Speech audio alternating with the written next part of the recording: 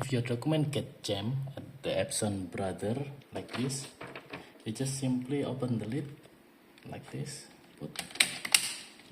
then you simply take the document like this.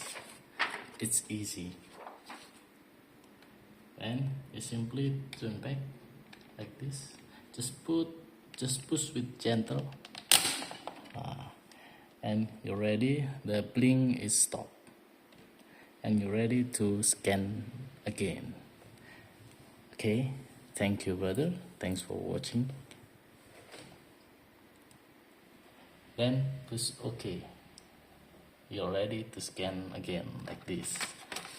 Wait, add page, then put the scan here, then scan.